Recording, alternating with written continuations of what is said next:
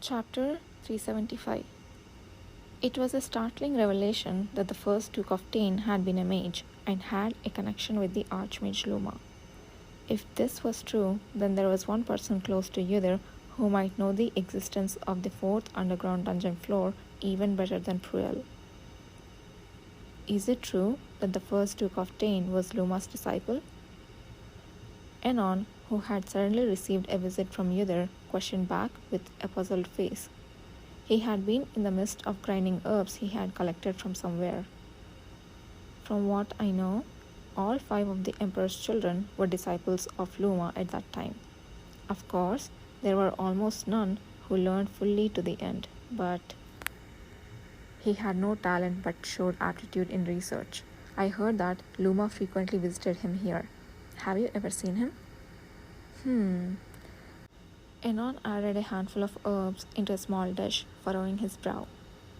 No, Luma kept my existence a secret. After Luma left, I paid no personal attention to the royal family or nobles, focusing only on my duties.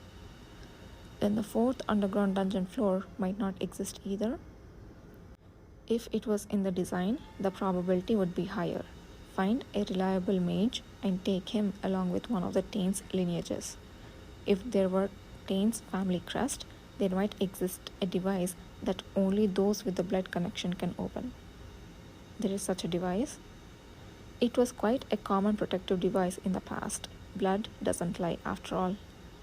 Enon answered nonchalantly, but suddenly stopped his nervous grinding of herbs.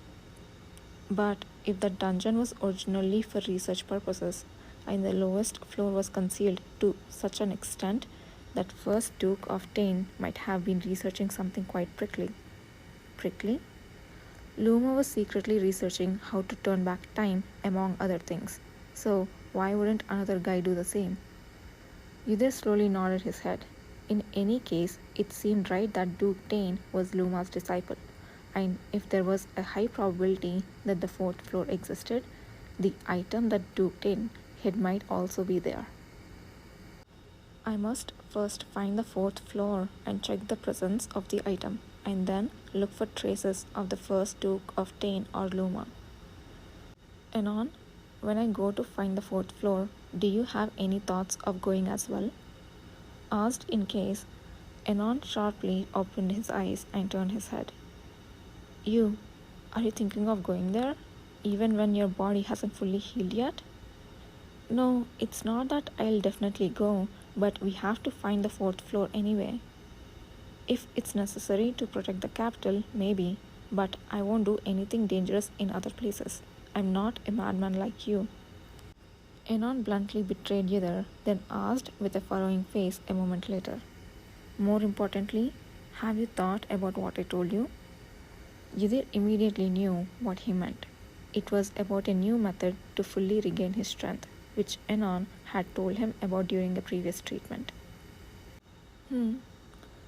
I was actually going to hear more information and seek advice from the monster experts from Paleta that the commander will meet today. You must come too, so get ready. Monster experts? What's that? I didn't hear about it. Well, that would be the case. In fact, Uther had come here to convey that story, but he first asked about the Duke of Tane and the fourth underground floor. You heard it now, so it's fine. What's fine about that? The conversation ended with a familiar shout.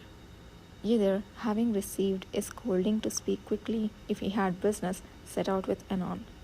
Kishir, who was waiting in the reception room, found them and stood up with a smile. The assistant who went to call the pharmacist hadn't returned for a while, so I was wondering what was going on. Shall we go now? Yes. In the carriage, waiting behind the mansion, only Nathan Zuckerman, holding a small box wrapped in black cloth, was already aboard. He silently nodded to Uther and Enon, who had come with Kishir, but did not move from his position guarding the box. Nobody was unaware that inside the box was a small Pethumet captured from the Great Serene Forest. Since Kishir naturally had Uther sit beside him, Enon sat next to Nathan. Uther could see from the Enon's uncomfortable expression that he truly did not want to be there. You probably already know, but the people we are meeting today are from my territory, Peleta. One runs a small business, and the other is the only mage in the Peleta Knights. They gladly came, showing great interest when I asked for help on this matter.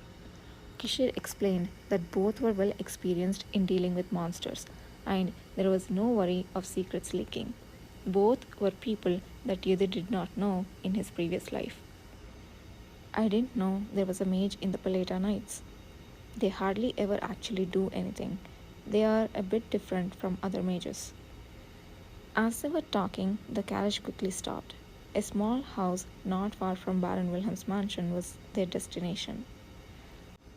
Ordinary looking soldiers who looked like the Peleta Knights saluted Kishir. Yidhir was newly impressed by the tact with which everything had been thoroughly prepared so as not to draw attention to the visitors from Peleta. You have arrived, my lord. I thought this old neck of mine would fall off waiting.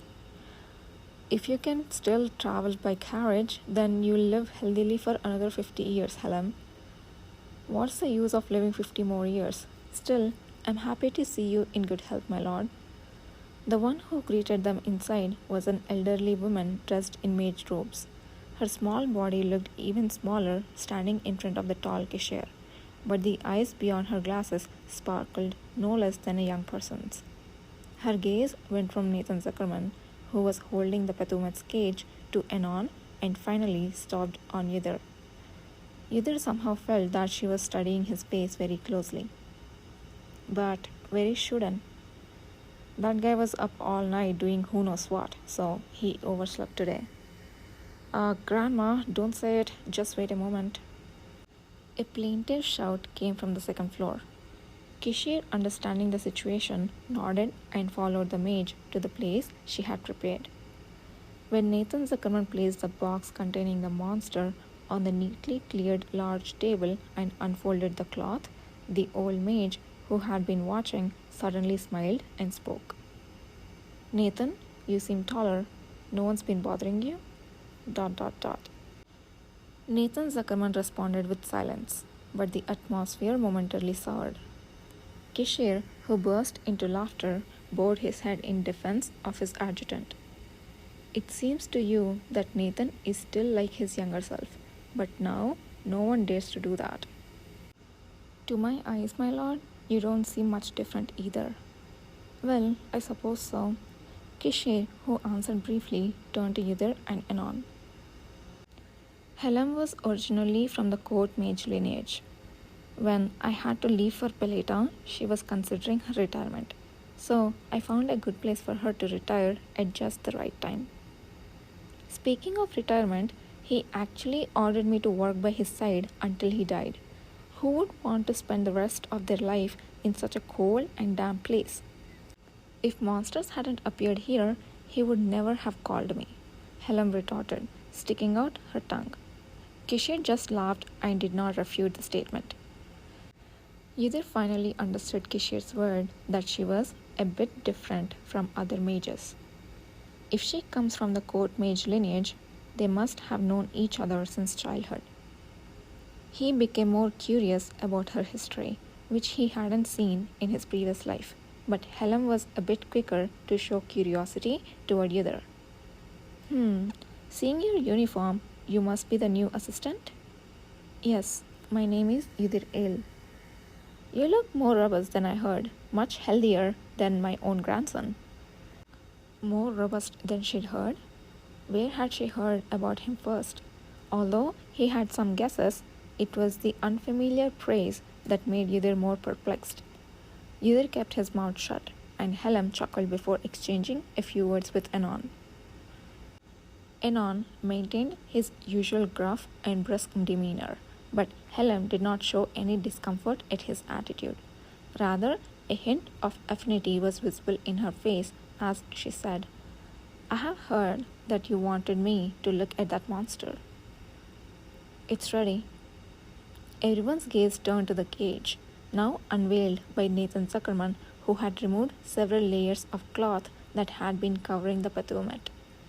Yidhir saw the small Patumet nibbling on vegetables within the magic circle drawn iron bars. It seemed a little plumper than when he'd seen it before leaving the great jungle, although he couldn't be sure if it was just his imagination. That's the monster. It's truly a creature I have never seen before. Helen, having pushed up her magnifying glasses, approached with great interest to examine the monster.